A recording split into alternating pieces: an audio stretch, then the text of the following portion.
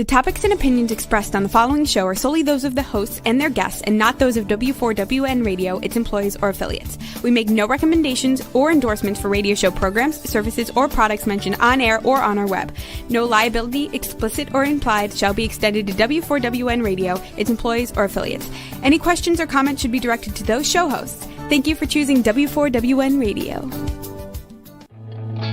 Are you ready to take a journey? Let's connect with the healers of the world. It's that time. It's time for the Language of Healing on W4WN Radio and Talk4 TV. Now here's your host, Dr. Nicole Fortin. Hello and welcome to the show. This is the Language of Healing and I'm your host, Nicole.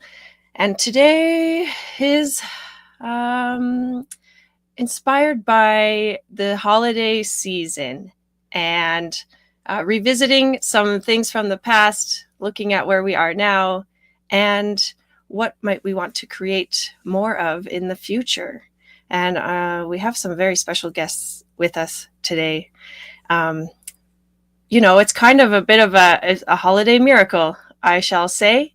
And I can't help but really reflect at this time of year on a dear teacher of mine who left such an impression in my life and in my world, changed my whole world, really taught me how to integrate and observe like just life events, things unfolding, how to manage my emotions, how to create more miracles in my life. And her name is Kay Michaels, and let's just welcome in our guests today because these people are also very dear and near to my heart. With us, we have the Pipe Man helping us in the sideshow.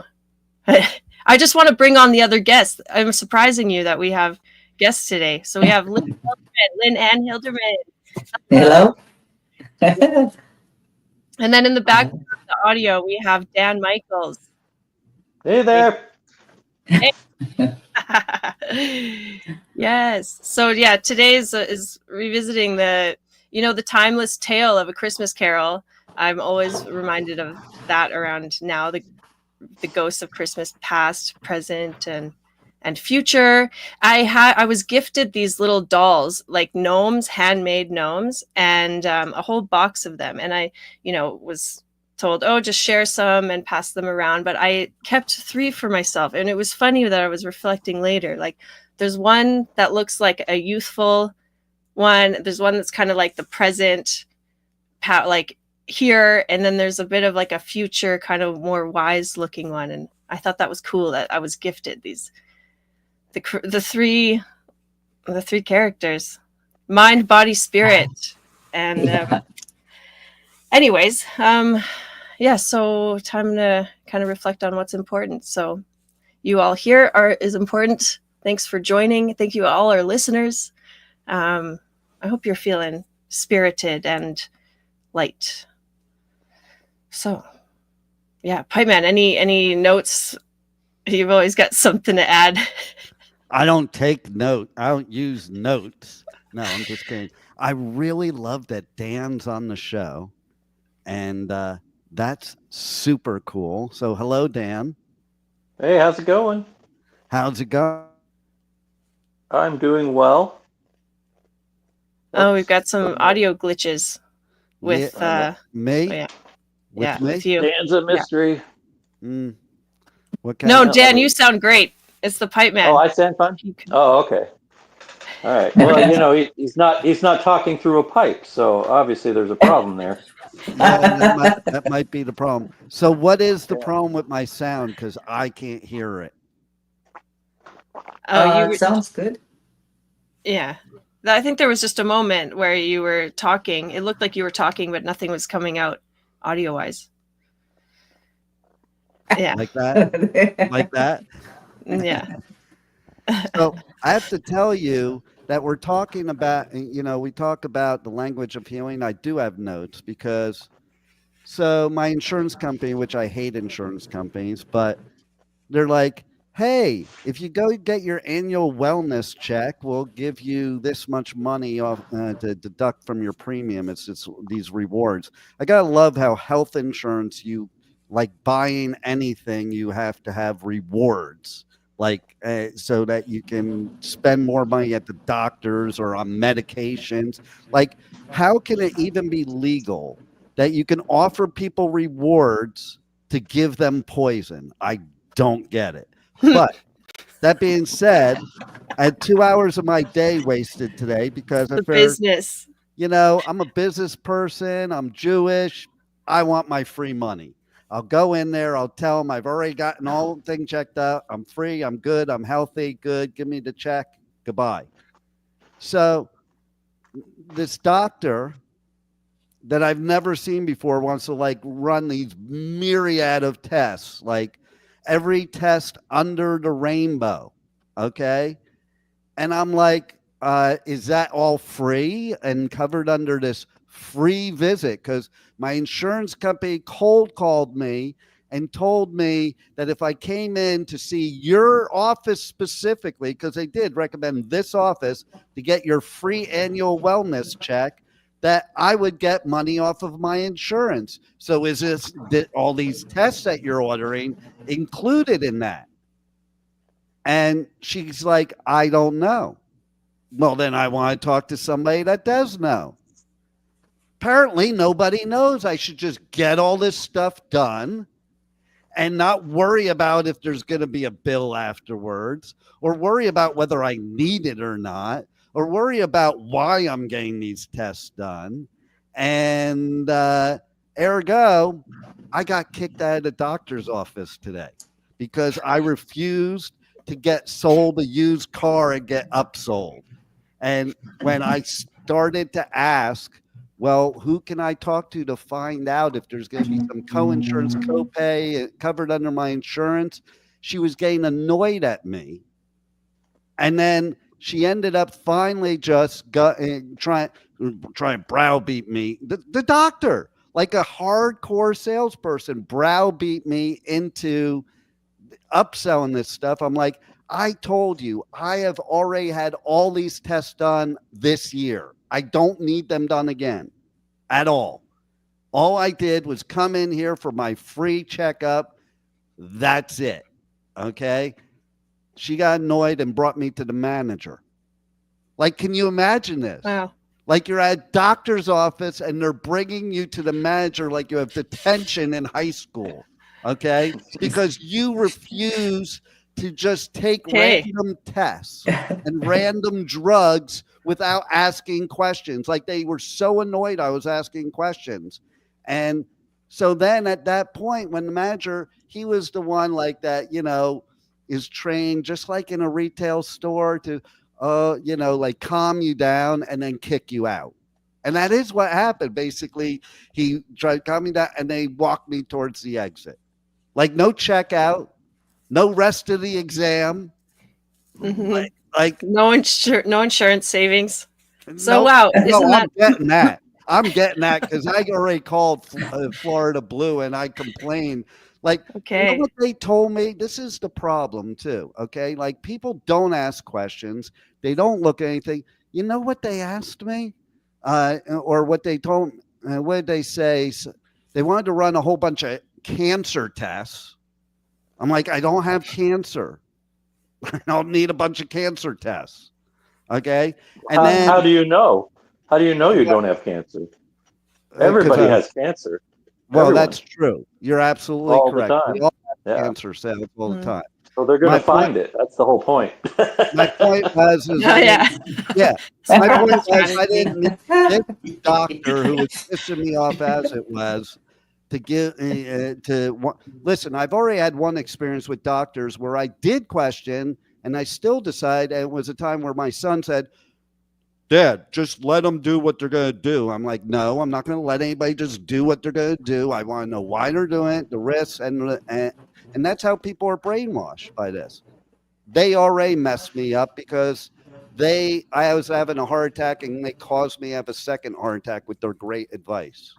So yes, you have to be your own advocate. You have to speak up for yourself. And at this time of the year, they're preying on people. You know what they said to me?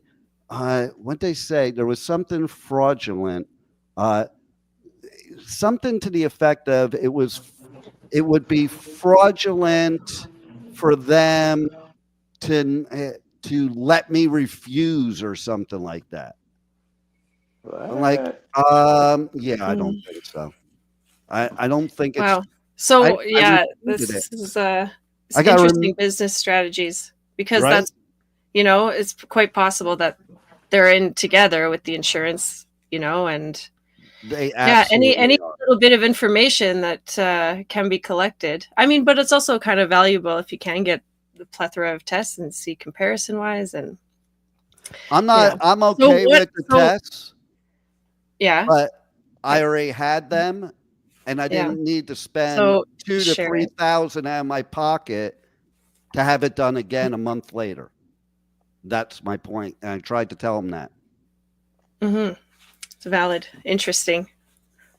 Well, we have a whole nother Here system. we are on the language here. of healing, right? And Yeah. how Right. do we go about Yes. getting the appropriate information to support our healing and our wellness? You And know, yeah, and and things I may think that it's a good point to be your own advocate, because you should be educated and take charge and, you know what's going on with it all, you know? So that's, Well, you know, and it's true. Everybody's different. So another perfect Mhm. example. She says to me, "Well, what drugs are you on after the heart attack?" I'm like, "I'm on aspirin. That's it." And well, you're required to take certain drugs. Well, my cardiologist doesn't require me, so I guess it's not required. And no, you're not required. We have our own human bodies. We can decide what we want to do. Maybe I'd prefer to do some cupping than take some poison. Just saying.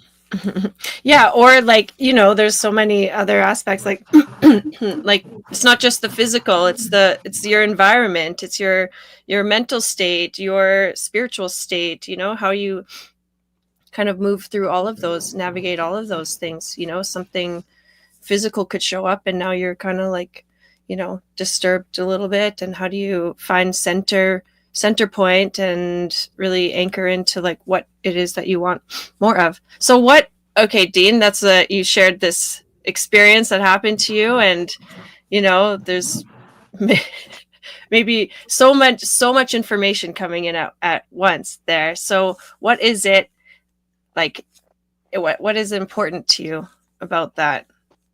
What's important to And me is moving that they forward. shouldn't be used car salespeople. They should be people that are servicing the public and helping people in need with their health, not creating customers and repeat customers. And that's what it's become, you know, and it's like, it's interesting because, you know, we talk about, you know, other places with healthcare, yet like Costa Rica, a third world country, I have gotten the best healthcare I ever got, and it would cost me $0. So, like, what's wrong with the civilized world? Because it's not just the U.S. What's wrong with the civilized world that we have to look at human beings as customers for drugs and medical procedures instead of healing them? Like, you can't even say on somewhere that you can ilhe somebody, because they will take the video down, because you're not allowed to heal. You're only allowed to treat. And to me, treating means repeat customer for the rest of your life. And you shouldn't upsell people. Like, it should be like your goal to never see them again, you know. Self-regulatory, but it's nice to have, you know, mentors or guides or someone who's been, you know, through it, because there's like a whole array of possibilities there, you know. But even like, because I think that at this time of year, health and healing is top of mind for people too. And it's when we need it most, with the least amount of stress. like there's like this undertone of like things I mean, number one, we go more inward, you know, when with the darkness and the coldness. So you're a little bit more like confined, you know, maybe things are a bit closer to you, like in the sense that like things slow down a little bit and you have to reflect a little more. And it's like what you do with that. You know, and health, better health is like a real like New Year's resolution for people too. Oh, so no doubt. And it should be. It should be on people. When people set a goal list, it's always financially based. Why aren't things like health or hobbies or anything else like that on your goal list? Like my goal list consists of financial things, but it also consists of, you know, having a healthy lifestyle. To me, as you probably know, I'm not somebody that's afraid of dying. I'm afraid of living without living, you know? And so I do certain things. I eat very strict. I'm very active, not because of fear of death. It's a fear of not living the life the way I want to live my life. And in that, you are healthier for sure. And this time of year, there's a lot of stress. There's a lot of bad eating. That's why people tend to get sick. And, you know, there's another thing I want to ask everybody's opinion here who's on the show, including you, Nicole. And like, I wonder if it's like this in Canada too. But, you know, if you walk into Walgreens here in South Florida during this time of year, during the flu season, you hear this commercial overhead on the speakers with this like scary monster telling you to go get a flu shot because it's flu season. Literally, it does sound like a ghost on one of the movies or something. And then you have some teenage kid at the register that when you're buying a bottle of water, ask you if you would like a flu shot with your bottle of water. And I just think there's something wrong with that. I just think there's something wrong with that whole scenario right there. Oh wow! Let's hear well, I mean, what else is possible? Yeah, I want to hear what everybody has to say about that, and if you have experienced that. No. Not to that degree. Yeah. But I mean, if you go into your doctor's office, they might say, oh, hey, while you're here, would you like that's the appropriate place. Yeah. That seems like an appropriate way. And it's appropriate for them to say, hey, have you had your flu shot? I don't think it's appropriate to have some commercial that sounds like it's a Halloween commercial trying to scare you into doing it while the teenager that is probably getting D's in his health class or her health class in high school is telling you should get a flu shot. I think there should be laws against that. To be honest, they can't sell you alcohol. Why can they sell you I mean, I think there's like a little bit of conflict of interest when you measure up people's health and well-being to like monetary gain. You know, I get that. Like, it's just like there is, you know, some part because there's like your expertise that goes into it. Like it should be, you know, well compensated. But I think that there's, I don't know, there's so many. The change so many other factors. Yeah, Dan. I say the change occurred in 1971. Tell us about 1971. That. I want to hear what Dan has to say. In 1971, Richard Nixon was the president of the United States. He was also a U.S. Navy veteran that served during World War II. And he was friends with Henry J. Kaiser of Kaiser Aluminum. And the Kaiser companies built ships during World War II to carry troops, transport ships. They call them Liberty ships. They would build them in like less than 3 days. You know, they had shipyards in Puget Sound. They had shipyards on the East Coast, and they invented the idea of the Health Management Organization, where they recognized that if they kept their people healthy, they wouldn't be out sick, and so they had doctors and nurses on staff at the plants if people were not feeling well. And prior to 1971, every town, every county had a hospital that was run by the government. Basically, it was a county hospital, right? And the reason that worked is because at that time and prior to 1971, it was illegal for hospitals and drug companies and insurance companies to be run on a for-profit basis. They had to be nonprofits. Now, that doesn't mean they didn't make money. It doesn't mean people didn't get paid well, but they were not shareholder-driven profit machines. They were nonprofits. And Henry J. Kaiser came to his buddy Richard Nixon and asked for a rule change that allowed his HMO to be for-profit. And that was the beginning of the end. And so since that time, the American health system, which you should really just call the American medicine system because there's no health involved in it, is run like a dental office. Where dental offices, they didn't want to be a part of health insurance. They wanted their own separate thing because they are totally profit driven, always have been. Oh yeah. You know, so that's where that came from, and that's where the change occurred, is when we allowed corporations to profit off the ill health of others. And so when you have the incentive being the sicker you are, the more money I make, there is no incentive to make you well again. Yes. And anyone who says otherwise is a heretic.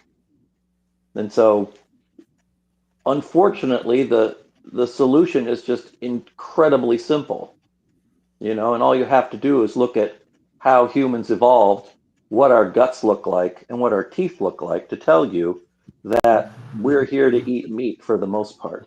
And a lot of people don't want to hear that, but I have pigs. Pigs are omnivores. They have a cecum, just like a gorilla does, which is a pouch in between their small intestine and their large intestine, where they can store up plant matter and let it ferment a little bit before it get a little more nutrition out of it. Gorillas have that. Pigs have that. We do not. So we cannot ferment plant matter in our guts and get more nutrition out of it. So we traded that for our large brains evolutionarily a long, long time ago. And so if you want to heal yourself, you know, you have to literally do all the opposite things that the doctors tell you.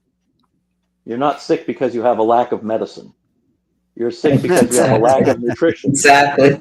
And there's a reason why we have the flu season.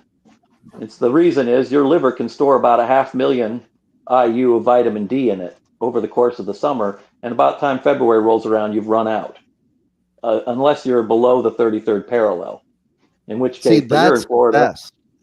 That's the best description right there. And so you can store up that vitamin D, and you can take a lot of vitamin D, and it's totally safe. Your every cell in your body has a receptor for vitamin D. It's a nutrient and a hormone at the same time. And people don't understand this. You know, I was talking to Nicole last night about the pandemic, and there were hospitals in India where people showed up and they just gave them 600,000 IU of vitamin D by injection and sent them home again, and they were totally fine. Because the typical person who had a bad run with COVID had a vitamin D level of 19 nanograms per milliliter, and the person who didn't have a problem was at 21. But absolutely no one who went into the hospital and presented with symptoms had a vitamin D level that was above 50, which means the people who had it above 50 didn't show up, right? They were healthy enough that they just didn't get sick. And so you want to keep your vitamin D level up around 80 as best you can. And that means you're taking supplements, or you're going to be outside naked, you know, a little bit. Or doing the little perineum sunning. Absolutely. Just get straight to the source. Because Nicole Fortin is the butthole doctor. She brought that accent. Joking. Well, didn't know that about you. But we have to say that Funny. those are all things from experiences that you know, because we can't say anything that's guaranteed unless it's from our own experience. Just a little for entertainment purposes only. Just a little YT disclaimer, that's all. You are it's not allowed to cure people. It's against the law. You know, well, we can't say that here either, or else we will get knocked off. That word is also I forget my pig Latin. So You're cray. Anyway. So Dan Michaels, you've really you're always someone that's like learning and growing and making the impossible happen. And so you have really taken on to being your own advocate and creating many resources around you. How's Well, you have I know a pigs, lot of stuff that no one cattle. wants to hear.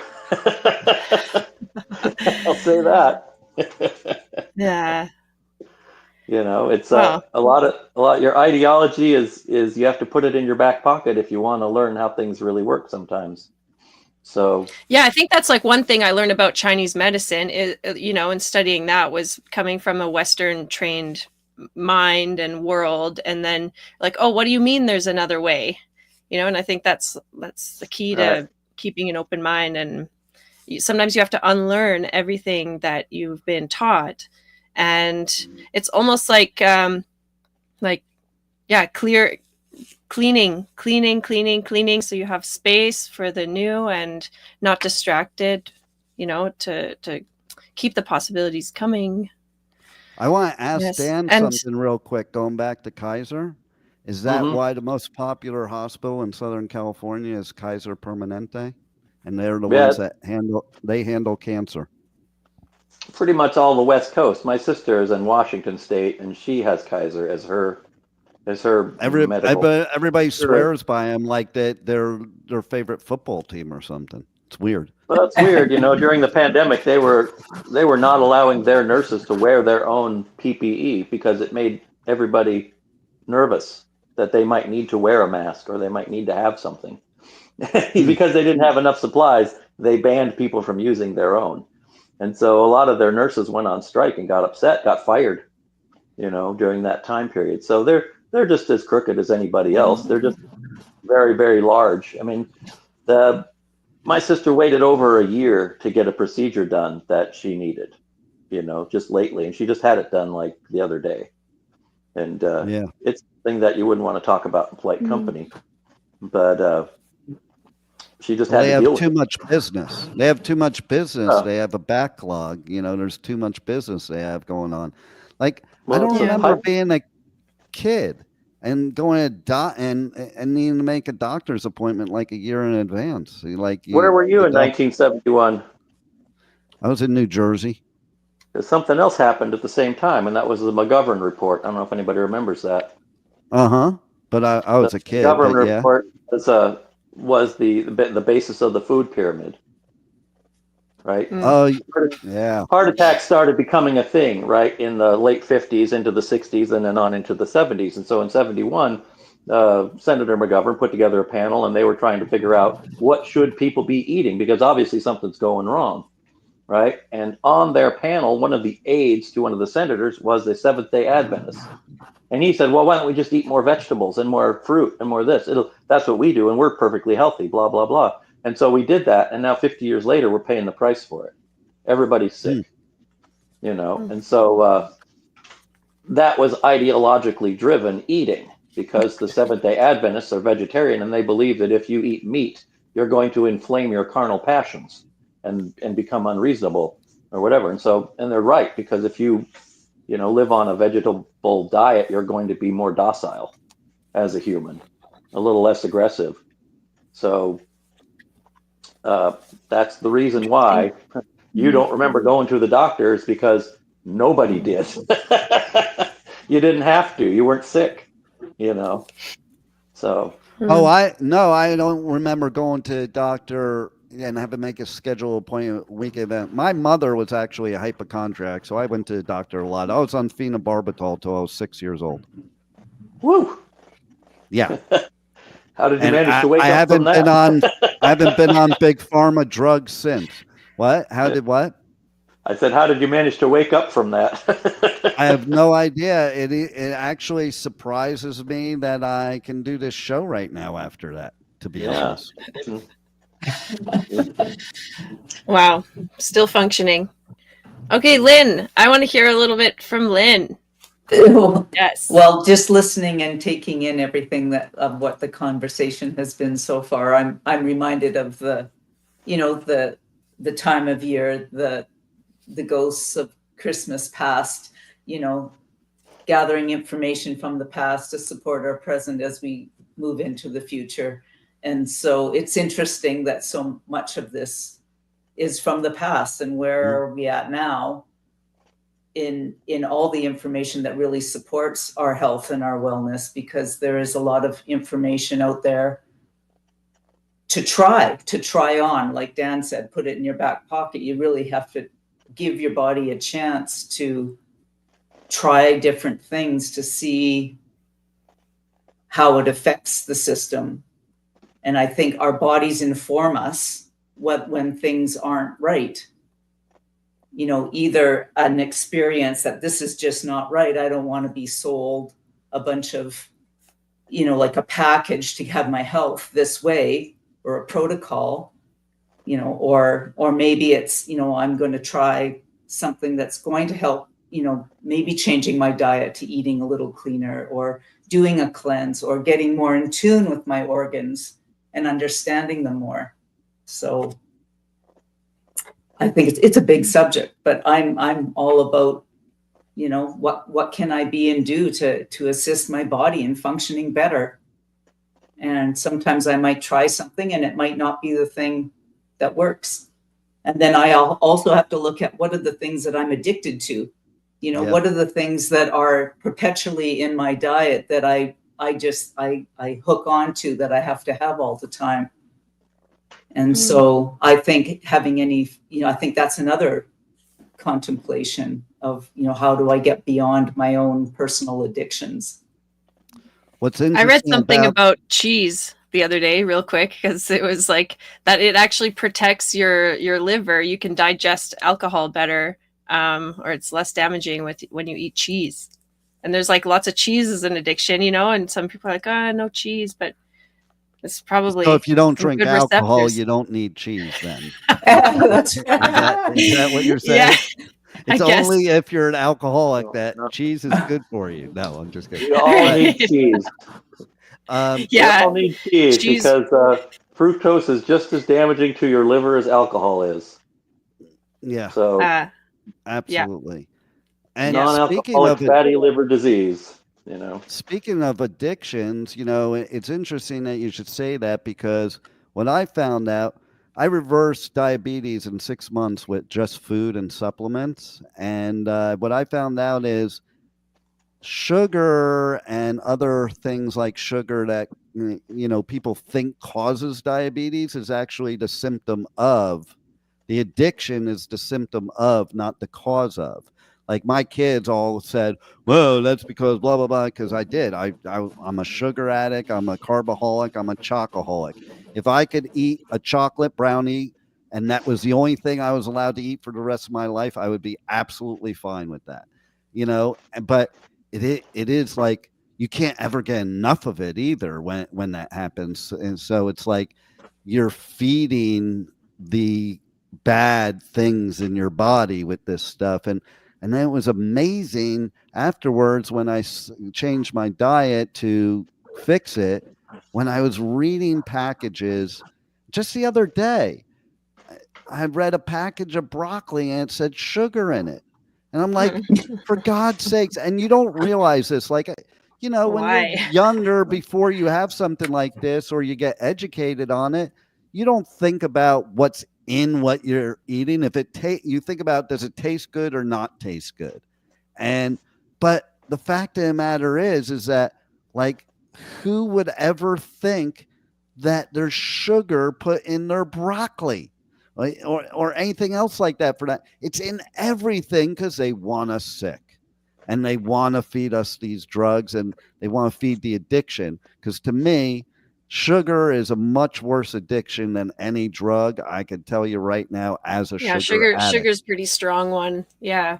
Yeah. I mean, listen. However, our brains function on glucose. Everything breaks down to glucose. So yeah, I guess it's the kind of sugar that we ingest and how our body is, you know, how our body metabolizes it and what is the beliefs that we have around it. And, you know, it really goes into so much more, because if I eat a certain substance and I am feeling a certain way, well, now I'm going to associate that substance with how I'm feeling.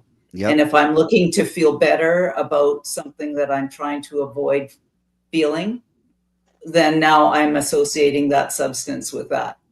And so that it's so convoluted in our physiology of our thoughts, feelings, and emotions, our perceptions, you know, what we're taking in, what we're metabolizing on the daily, how we're feeling about it. It's a very broad endeavor to unravel the whole way that we metabolize life. And it becomes automatic, really, because like you don't even think about these things that poison your body when the way you were explaining it, but it becomes where you don't even think about it. It just is automatic. Your brain is telling you because of the association, because of the anchors there. You know, that's how I knew I had diabetes. Was one night I was saying that I ate a whole box of Oreos, and I'm not even an Oreo person. I'm not big into Oreos, but I wasn't even thinking about it. I was just sitting there and then it was gone. I was like, there might be a problem. And that, like, if it was a pan of brownies, I would have been, that's normal. But it wasn't normal because it wasn't something I would want. You know, I was eating something I wouldn't want, just like cigarettes. I used to smoke cigarettes. I can't tell you how many times that I noticed towards the end of my smoking that I would pick up a cigarette and be smoking it and not even realize it. Like, and then when I realized it, like, I don't even want this right now. Like, it was like, there were times I did want it. So don't get me wrong. But there were other times where I was like, I didn't even want it, but I was still doing it. Exactly. It's like a habit, becomes an autopilot. Yeah, exactly. 100%. You know, and you were talking before about how you notice stuff. And so that was when I did that 6-month thing to reverse my diabetes. I also, before I had lots of gastro problems before then, I cured that with food. And what happened is as soon as I took all of the poisons out of my body, not like, let me take this one out. I took every poison out. Then once I start reintroducing it, that's when I could tell what my body should not consume. You know, when you're fully poisoned and toxic, you don't notice because it's like too much distraction. You know, like the real information doesn't get through. You need to clean. Like yeah. And I think that's part of like the Christmas past part. You know, it's like just taking all of that and showing up today with all of that knowledge and wisdom and experience, and then ideally making better or healthier choices for yourself, more supportive choices for yourself moving forward. And I think that's the trick or the key with people setting like these New Year's goals, or how do you want the year to look like? Most of us, I think, want to grow and expand and be better, do better, together.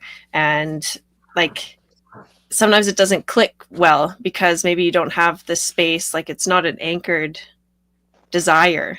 Yeah. And that's something I think magic of this time of year, or when the magic of bringing past, present, and future together, is that there's like a real potent desire that you can tap into, that possibility or that potential. And when we're talking about like healing and health, there's a lot of work that needs to be done on a bigger scale. The more we can do for ourselves, obviously the better, right? Yeah. And I think there's also this gathering of information, right? Like we're always gathering information to support ourselves, right? Mm-hmm. But sometimes it's the timing, like when is the time to actually implement the change? Because I think this time of year it's that going in, and it's like where have I been over the last seasons since last year, and what changes did I implement, and where do I want to go now? But the habits can be tricky to shift, especially in like a time of stress. Maybe now with like a little bit heightened.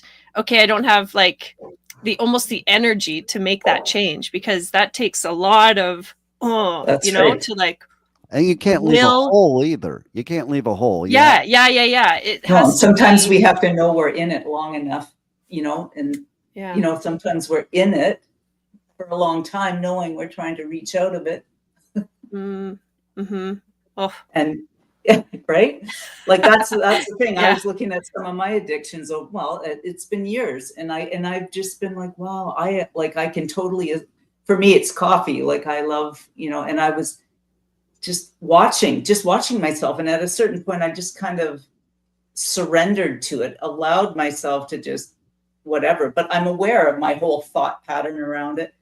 Well, I finally just nipped it in the bud. I don't know what happened. Something just aligned, and I haven't had it for, I'm just 3 weeks in now, and I'm not looking at the coffee machine just because I loved making it. I loved I loved the smell of it. Like there's all these things that I would associate to it, and I haven't had that.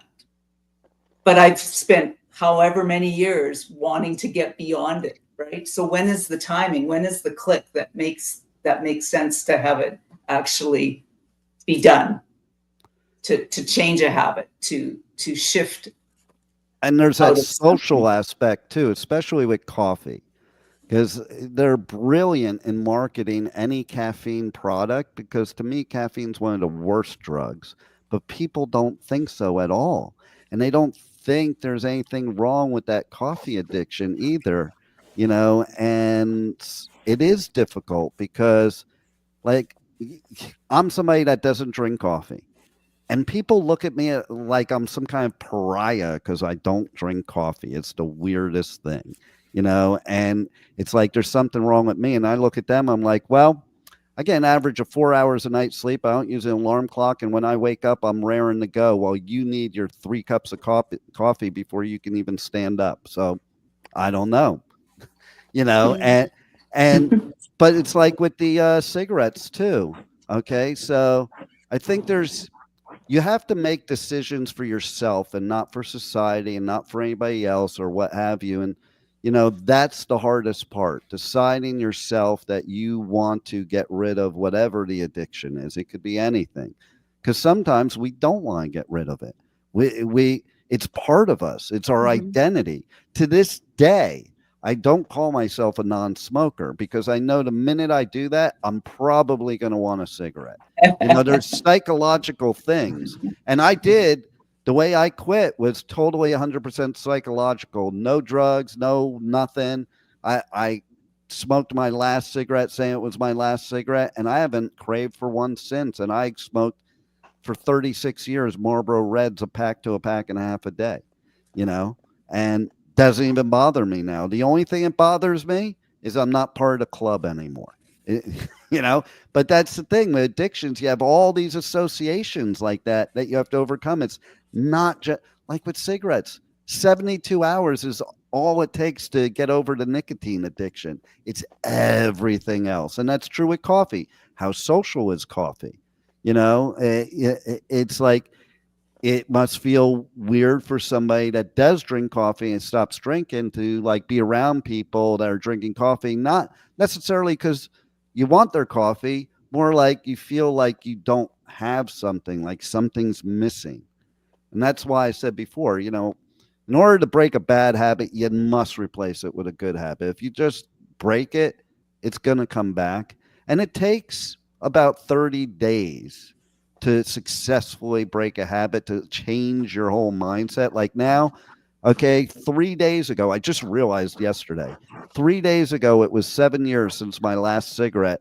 I didn't even remember till yesterday, 2 days later, because it's just not part of my mindset now. Whereas that first year, it was like, that seemed like forever, that first year, and so I think that's the psychological part too. It is, maybe not putting so much focus on quitting things or focus on using that verbiage, or focus on times and just wake up one day. Talk about Ghost of Christmas Past. You wake up one day and it's 7 years later, it's 10 years later, it's 3 weeks later, it's 20 years later. And to me, the ghost of Christmas past is going back and looking at all the things we did to poison our body and realizing now that, hey, we're not going to take a pill and everything's going to be fixed in 2 seconds. We spent our whole lifetime poisoning our body. We need to spend some time to make it healthy. Yes. And you know who helps make bodies healthy is Lynn Ann here. Do you want to share your contact with the listeners and share a little bit, if you'd like, about what you do, what you offer?